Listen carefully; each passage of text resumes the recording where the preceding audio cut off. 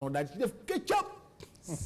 salaamaaleykum Djiby Guissé. ziar sëñ bi. delloo ziar mbaa yaa ngi am jàmm. sant yàlla. salaamaaleykum grand Yoro Ndiaye. waaw grand Boubs. ñu ngi lay siyaare. yàlla nangu siyaar. mbaa yaa ngi am jàmm. waaw alhamdulilah. Artiste, auteur, compositeur et puis notre consultant culture musique Djiby Guissé ñoom ñaar ñëpp tey teew ci plateau bi ñu war a waxtaan ak ki nga xam ne moom moo di Yoro Ndiaye dugg ci maanaam profondeur musique art ak culture bismillah Djiby ki nga xam ni moom ngay di tey daanaka nit yi dañu am beaucoup de respect pour moom et il est resté sur le droit chemin de ni nga xam ne noonu la commencé woon wàcc ko parce que léegi les artistes yi di nga commencé dara mais après la mouvance daf lay yóbbaale te moom il est resté toujours sur son créneau. dégg nga de saa waay li mu wax de mais yéen ñaar dafa mel da ngeen xamante yéen ñaar aussi ah. oui bien sûr Yoro oui je le connais. ba pare dama koy apprécier en fait. pour beaucoup de raisons. surtout bokk na ci ligne directionnelle bi nga xam ni wàcc na. loolu de Yoro boo xoolee question boobu. xam nga bari na ay artistes yoo xam ne dañuy ñëw. ngay jékki gis leen rek. ñu jékki-jékki réeraat. disparaître. te effectivement comme nu Boubacar waxee léegi-léegi yow da ngay ñëw ci rester constant ci benn affaire. moi je crois que en tant qu'artiste il faut être original. il faut nga bañ a jël yëfu kenn créer sa yëf. loo xam ne bu ñu ko déggee ñu xam ne lii yow la. parce que nous quand on est venu yéen lañ fi fekk ñuy def.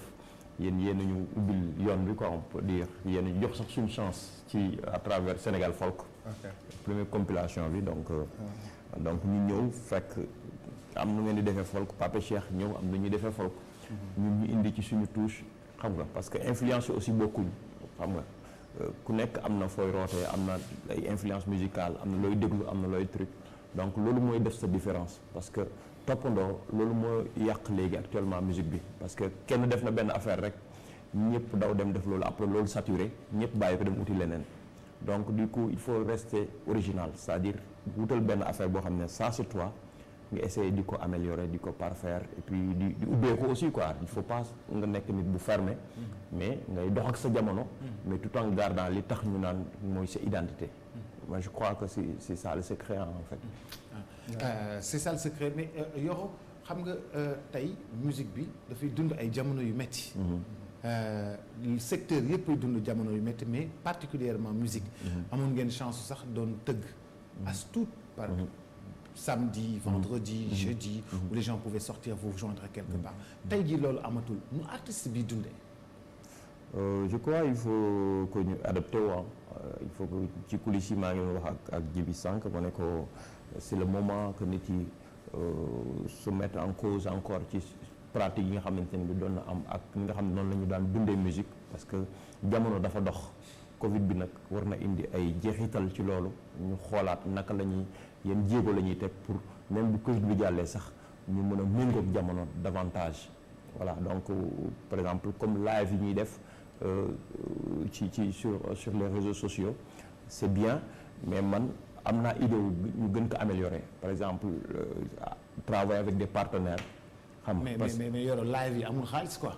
non je dis live yi amul xaalis mën na am xaalis ci ni ñu koy liggéeyee c'est-à-dire mën nañu ko liggéey c'est-à-dire soo demee nga am par exemple tu es suivi par des milliers de personnes sur le net boo fekkente ne bii job nga sa page yi ba am ay followers yu bari nga dem uti ay partenaires yoo xam ne bëgg nañ am tuuti visibilité ñu jox la xaalis tuuti xaalis en contrepartie nga ñuy am seen bannière ci sa fond de scène nga créer vraiment je parle pas de live boo xam ne dañ koy def sur portable quoi mais live bu am résolution boo xam ne avec des caméras avec tout boo xamante ne bii da nga koy jël en streaming direct nga jël ko wala sur notre pay-per-view c'est-à-dire il y a plein de moyens yi ñu mën a def yoo xam ne mën nañ ko créer de telle sorte que dinañ mën a génne manque à gagner boobu par exemple cachet bi nga doon am ci benn soirée mën nga ko am chaque fois boo jouer sur le net par exemple ci partenaire bi ngay lëkkalool pour mu mën la jàppale xam nga pour nga mën fay sa ay musiciens mën a fay fi ngay jouer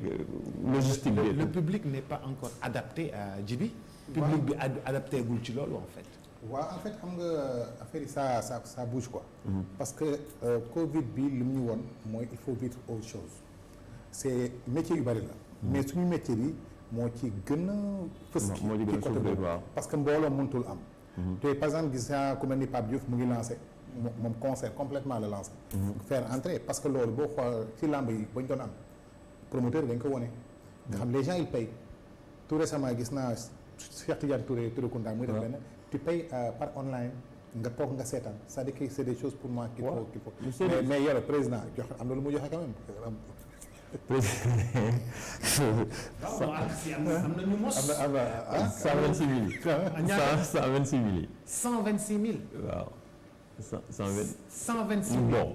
artiste bu jot am bu nekk da nga jot 126 000. waaw loolu la ñuy waaw mooy ñu nekkoon ñi maanaam les non inscrits sax ñoo ëppale ñoom les non inscrits am nañ 127 000. am na 127 mais les ñi nekkul ci yoon. ñu nekkul woon SODAV ñi inscrits woon SODAV am nañ 127 000 ñi nekk SODAV am 126 000. ñi nekk SODAV 127 000 lañ am final 126 000 lañ am finalement quoi bon kenn du ko xeeb de parce que geste la quoi. on applaudit reconnaissance. waaw voilà donc on applaudit reconnaître aussi effort yi mais c'est en fait jeexital bi li ko indi mooy man je crois mode de gestion wu fond bi quoi en fait ak ni ñu ko répartir c'est-à-dire amul nu ñu ko doon répartir ku nekk dina gën a ci dem ci gën a gis sa bopp te et puis ak période bii ñu nekk nii nga xam ne président dañuy saluer aussi initiative bi nga xam ne def na ko le fait mu signer décret wu le statut de l'artiste xam nga loolu bu amoon avant maanaam xaalis bi du toll nii c'est-à-dire dinañ xam kan moo nekk ci norme nekk artiste parce que fu mu toll nii il suffit nga dem am sa benn œuvre nekk SODAV léegi on te reconnaît comme un artiste comprendre donte yow kenn musul a gis sur scène nga jouer truc comme ça am nga léegi da ngay am 126 000 comme ni Youssou Ndour amee 126 000 donc c'est un peu voilà quoi dafa xaw a doy waar donc voilà on applaudit amuñu droit xanaa loolu aussi jot na peut-être c'est par rapport à la situation même artistes yi toog quoi peut-être waaw je crois qu'il est temps quand même initiative bu Saint-Louis par exemple comme boobu man je le salue maa ngi koy saluer xam nga parce que il est temps que ñuy wax ci benn kàddu c'est-à-dire lu yoon moo maye ku nekk créer sa association mais ñuy wax ñu wone devant l'autorité qu'on est unis par exemple ñuy wax ci benn kàddu ñu ngi bokk ay objectifs bokk ay chantier yi nga xamante ni moom lañ dëgmal parce que chantier yu musique bi dafa yaatu liñ ci war a def liñ ci war a dëgmal bari na bariwaay boo xamante il faut que ñu pencoo ko il faut ñuy waxtaan donte ay divergence dina am kenn ku ci nekk dina bëgg di presser pour s'appeler mais pour l'essentiel ñuy daje di wax ci benn cadre bu ñuy jàkkaarloog autorité bi xam li nga xamante mooy besoin commun bi ñu am ñun en tant qu'artiste quoi loolu il faut que mu am quoi. parce que division bi daf ñuy fragiliser quoi en fait du ñu te et puis loolu day nekk doole état pour wàññi suñu doole quoi il faut que ñu xam ñun lan la ñuy peser ci en terme de mbooloo mais en terme économique lan la ñuy peser aussi. tey jii nii ngeen am ay ñëpp am ay difficultés. difficultés yi rëy lool. ngeen yéen seen liggéey ngeen yaakaar pour dund. d'accord seen liggéey ngeen yaakaar pour dund. sa kër. c'est lu mu bon 200 000 wala 250 000 wala 300 000. bien sûr sa studio courant. sa lii sa employé bii nii sa guitariste sa tëggkat sabar sa lii nii sa loolu yëpp bu ñu ko dajalee. nga jot 126 000 est-ce que mën na la fajal c'est saluer nga geste bi est-ce que mën na dara ci. mais loolu kay kenn mënu ci dara parce qu'on a les mains liées actuellement on peut pas faire autre chose. mais est-ce que l'argent n'a pas fait beaucoup plus de bruit que lu mu leen jural. parce que quand même je m'y attendais quand même un peu quand même mais pas à ce point-là. pas à ce point-là. voilà donc parce que xam nañ ne 1 milliard bu ñu ko joxee ñu léegi ñu nekk te ba pare dafa bëri lu ñu ci war a leeral aussi quand même li ci war a leeral bëri na je crois que laaj na gëstu bu bëri parce que bu ñu toogee fii Dakar ñu on se connaît yow Bouba tu connais les artistes du ñu joué fii amul benn groupe boo xam ne il a les mêmes musiciens c'est-à-dire même musiciens yi ñooy moom ngay gis ñuy tourner effectivement comprendre c'est-à-dire fii y a pas à Dakar mais 20 groupes qui tournent chaque semaine amul 20 boo fi tànnee 20 da ngay pare da ngay jeex après dëgg la artistes yi nekk Saint-Louis on les connaît artistes yi nekk Mbour yi nekk Tri on se connaît en fait si on te dit que 7000 personnes 7000 artistes. waaw mais foofu ñu fan lañ dëkk fu ñëw fu ñu dëkk y a un problème c'est-à-dire il faut qu'on monte ces gens c'est-à-dire bañuma c'est-à-dire mais ñooñu yan artistes lañ peut-être xëy na c'est des artistes de dimanche bon entre guillemets quoi mais il faut que nañ génne liste bi nga xamante ne moom la ñu répartir xaalis bi ay endroit yi c'est-à-dire laajuñ fichier fichier bi peut-être ñi nga xamante ne bi mu ñooy membre bureau bi yeeg yooyu ñoo ci am accès mais ñi nga xam ne ñoo bénéficié wu ci xaalis bi dañ ko yónnee ñi ñu jox xaalis bi ñi ñu jox xaalis bi ñan la si kii waroon nañu am benn site internet boo xam ni ñi jot ñëpp ñu def fa seen tur.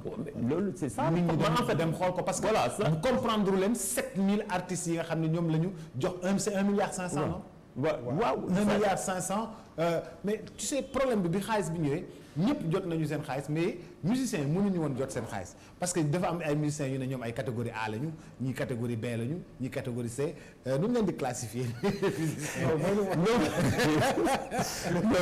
loolu catégorisation bi en fait bon loolu naturellement dafa am mais peut-être xëy na ci mode bi ni ñu ko defee ci la ñu bëri doon am ay divergence mais loo ci gis lu nekk rek waxtaan la.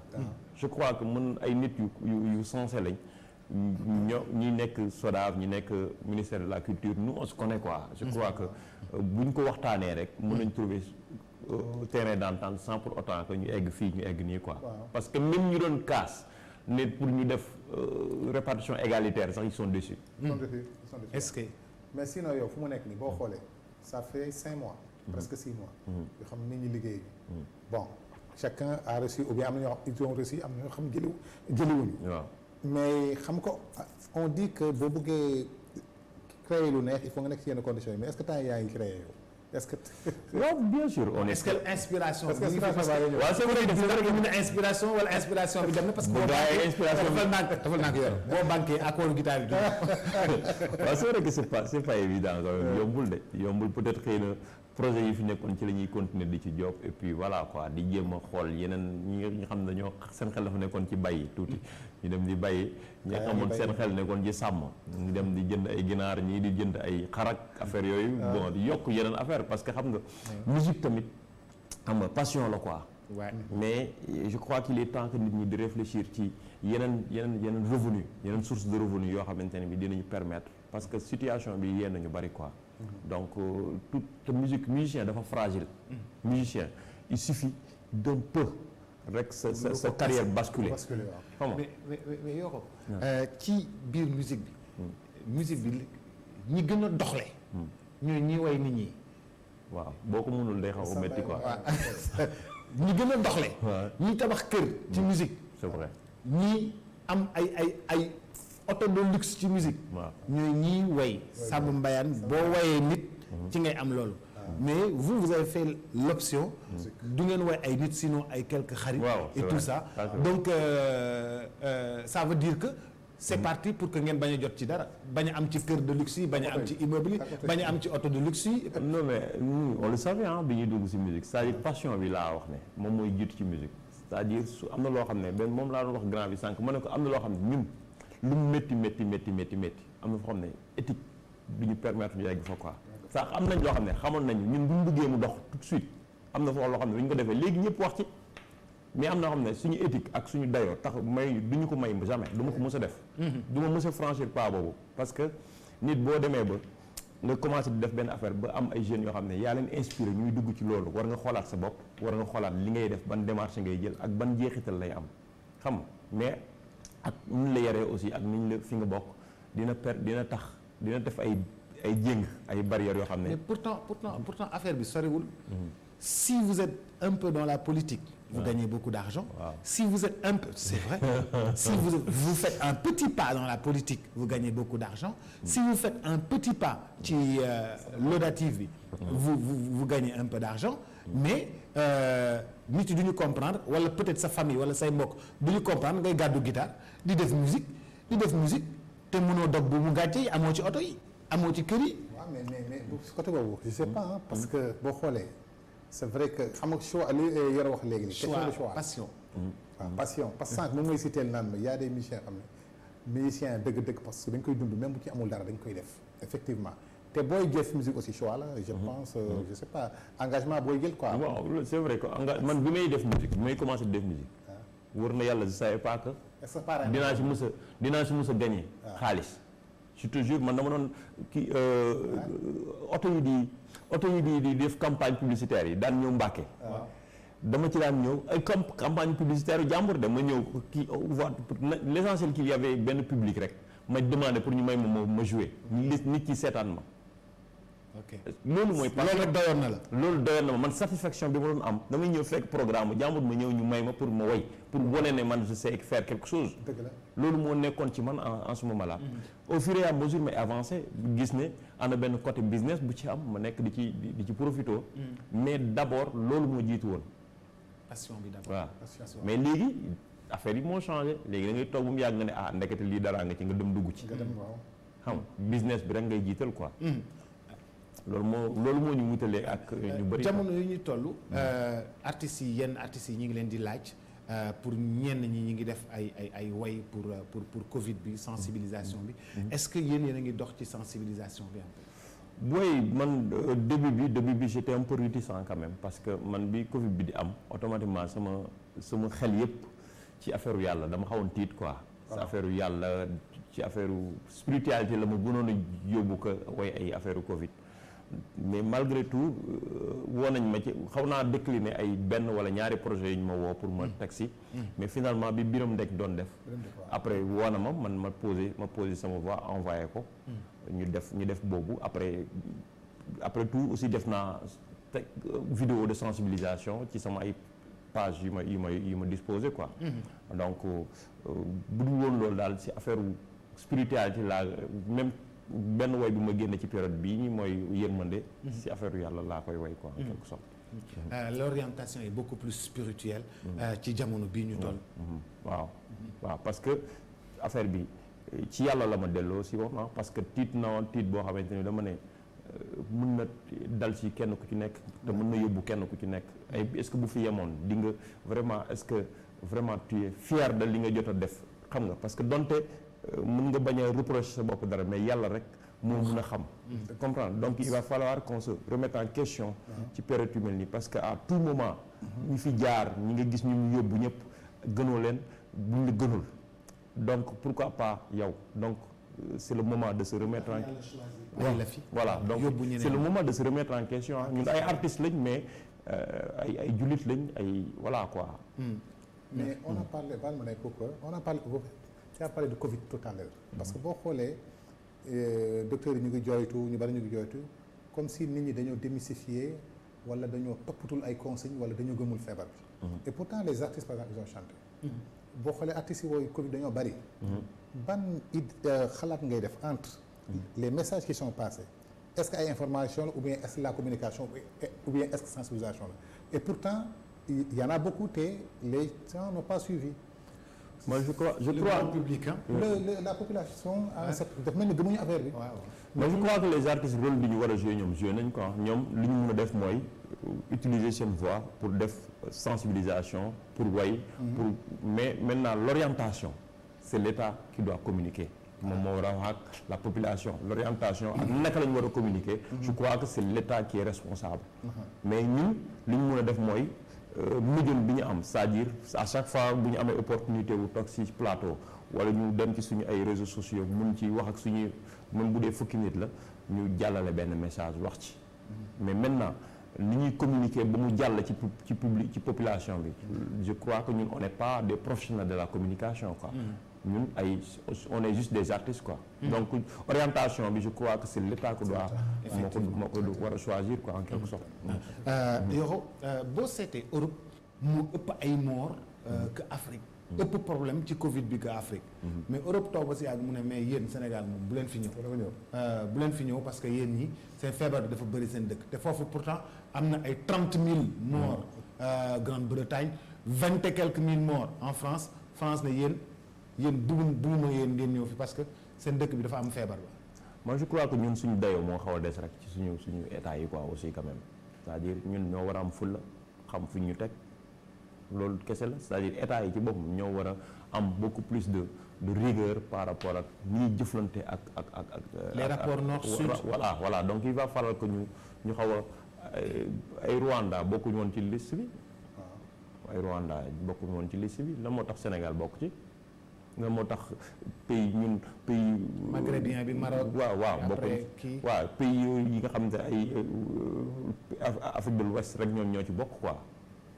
y a un problème parce que ñun dañu xaw a néewal doole quoi dañu xaw a xeeb xaw ma qu'est-ce qui se passe quoi. tout ce qui se passe suñu rapport yi ñu am ak Europe en France sax laay wax. en particulier parce que ñu ay pays francophones lañ lu ci ëpp.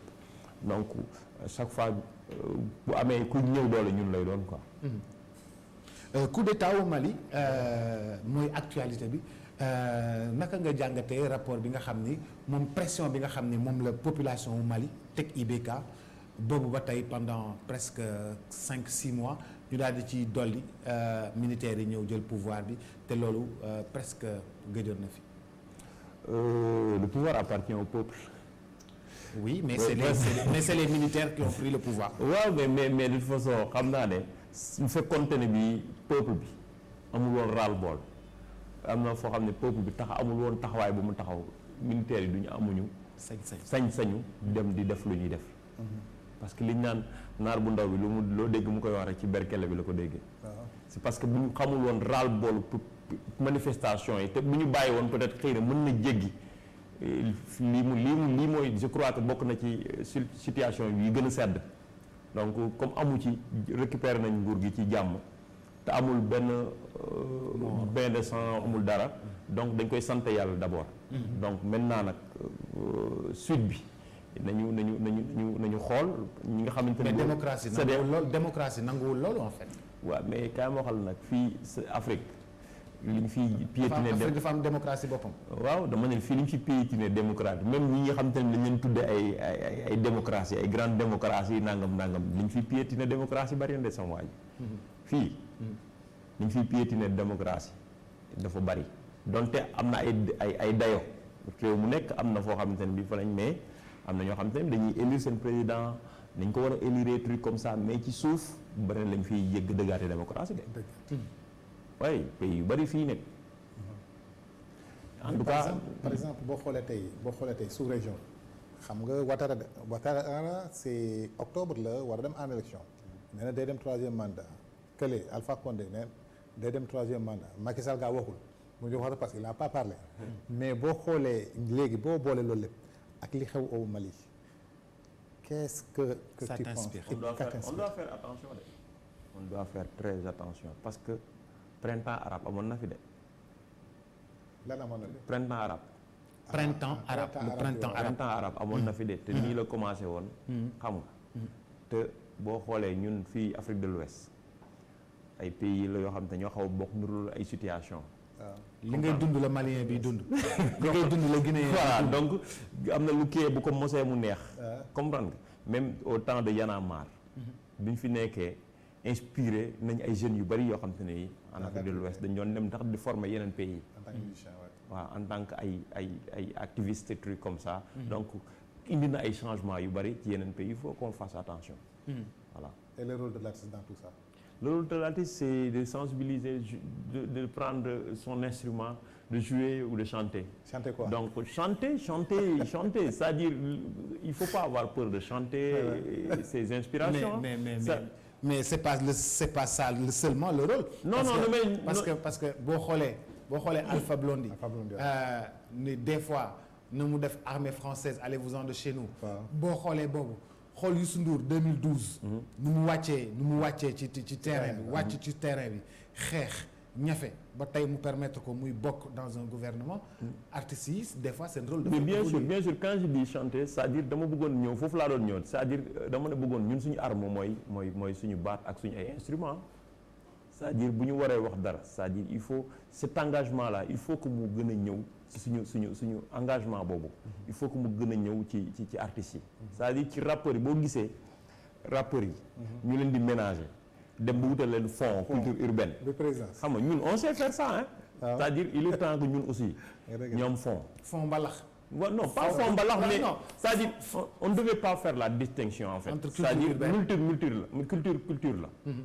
c'est-à-dire fonds ñi mu amee ay structure ci culture urbaine noonu la amee ay structure ci musique yëpp. xam nga dans le secteur. ñoo xamante ne bii ils ont des projets ils ont envie de faire des trucs d'organiser des festivals de faire des projets de compilation de faire telle ou telle chose donc ces gens-là méritent ni ko hip-hop bi mérité c'est pas parce que culture urbaine nu mu mën a wàccee ci tali bi yeneen artistes yi duñu wàcc ci tali bi mais on est représentatif on a des choses à dire et on sait le dire. Mais vous êtes le hip-hop est en basket. Vous êtes en chaussures de ville, en chaussures de cérémonie. Non, mais vous pouvez pas battre le macadam. Non, mais on peut aussi, mais il est temps que maintenant, c'est-à-dire il va falloir qu'on se fasse entendre. Oui. Donc il faut changer de positionnement, il faut changer de, tu vois. Mais boobu ba tey lan moo tax c'est maintenant que vous pensez qu'il faut se faire entendre, qu'on peut se faire entendre. Non mais il faut que les choses évoluent. Mais xam nga yow 2013. waaw 2013 déjà t'étais dans le ras-le-bol. Pas 2013 je pense 2004. waaw 2005. waaw bi ñuy fêté 2 ans alternance. waaw yow dama la invité rajo ngay ñëw rajo ma invité le 10 heures rajo ngay ñëw rajo. ñuy fête 2 ans alternance baare tali yi. ci 2 ans alternance yi. bu 4 ans alternance yi baare tali yi nga egsi 11h30 bi nga ñëwee da nga doon bugg jooy te t'es déjà dans le ras-le-bol en 2004. waaw non même pratique yi moo fi nekk ba léegi changé wul parce que dama ne boobu dañu baare yenn artères yi parce que dañu doon fêter alternance mën leen xàll yi nekk ci àll bi juste pour fêter alternance ñu ñëw baare yoon yi. nit ñi mënuñu circuler quoi xam nga bon même pratique yi moo fi nekk tamit nit da nga gis benn autorité bu dëkk ci benn quartier fii xam nga xamul ndax nit dafa feebar xamul ki ñu war a transporter d'urgence ci benn kii day ñëw tànt ci koñam def événement am ni mu ko bëggee il est temps que ça cesse. yooyu mu ngi pratique yooyu mu ngi fii am ba léegi malgré que am na alternance les choses mais il faut que nit ñi wax ci xam nga boobu man peut-être xëy na. peut-être dayo bi ma am peut-être léegi nii aw ma ko woon wala kàddu bi may waxee du woon wala maturité bi ma amoon aw ma ko bi ma am léegi amuma ko woon quoi mais il va falloir que am ñu jël initiative wax. il va falloir que am ñoo xamante ne bii dañuy dénoncer les choses et voilà quoi pour que mu changer il faut que peut-être xëy na ñun ñooy commencer beneen génération topp mais il faut que am ñu démarrer. Mais comme yow.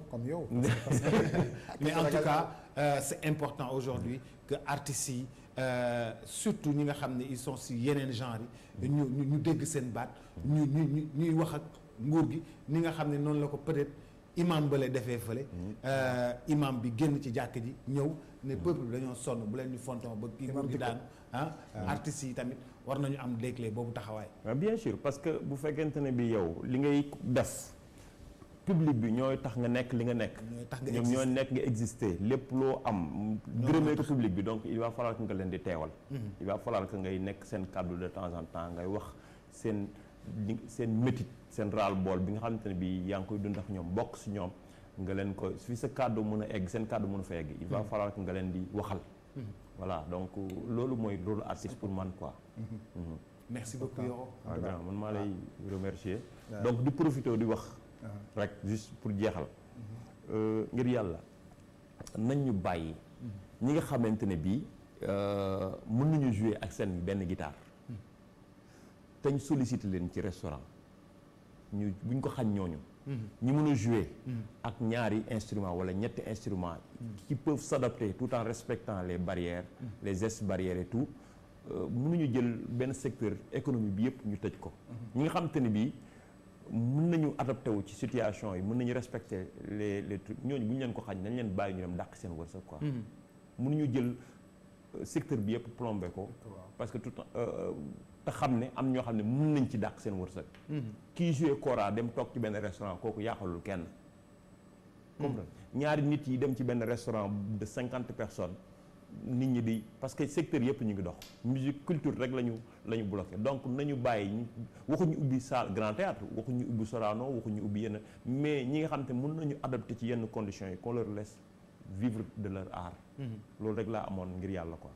jërëjëf j'espère tout en espérant que monsieur Aly Ngouille Ndiaye dina ko dégg monsieur le président dina ko dégg Djibi. waaw c'est ça xam naa comme ni wax ñu tàggatoo c'est un cri de cœur qu'il a lancé. mooy que il faut mettre le métier de la musique ou bien de la culture en état d'urgence et non en confinement fu mu nekk parce que bu ñu ko confiné dara du am mais il faut le mettre en état d'urgence génnee ay critères yoo xam ne moom ay geste barrière comme ni nga koy waxee. loolu la ñu war a respecter comme ça artistes aussi mën a def seen liggéey. mais bu ñu confiner métier bi c'est-à-dire que les artistes ils ont des bouches à nourrir. Il y aura des dañu am cas, ay doomu jàngi. il y aura des cas d'artistes. Il y aura des cas d'artistes. Oui. des cas d'artistes. école yi ngi ñëw seen doom yi war a jàngi. war a jàngi. liggéeyuñu été bi location kër yi. liggéeyuñu. waaw location kër yaa ngi taxaw. waaw da nga gis léegi benn artiste boo xam ne ay bagages am day jàll ci mbedd bi léegi. c'est ça, taxaw c'est mu ça, toog c'est ça. teg ay bagages am teg armoire am. Mu di jeex. jouer ci mbedd bu bi. jee si mbedd mi fu leen jëm waaw en tout cas. Dommage. Merci beaucoup, Yoro. Merci, c'est moi. Merci Djiby Guissé. Mesdames, Messieurs, très chers téléspectateurs, merci chers internautes, merci beaucoup, merci à Nafi Thiam qui dit Yoro Ndiaye, mon artiste, mon chanteur, machallah, c'est sur le YouTube. Merci à Khady Ndaw, c'est vrai, Papa Lune Soir, merci beaucoup, kooku di Alune, c'est vrai. Alune, droit et loi. Merci à Khady Ndaw, merci pour les informations. Mariem ñoo ngi lay nuyu, Adama Sall ak Abdoulaye Ndiaye, Gassama, Aram Sila, Boss Cissé, Salam Mbaye, Souleymane Loum, Mariem W, Sidi Gako, Cheit, Saed Cissé ñoom ñëpp ñu ngi lay doon seetaan di la encourager di la féliciter sur par le biais aussi ñu nekk ci Facebook bi merci beaucoup di leen gërëm bu baax a baax di leen sant merci à toutes et à tous ciao et à demain inchallah.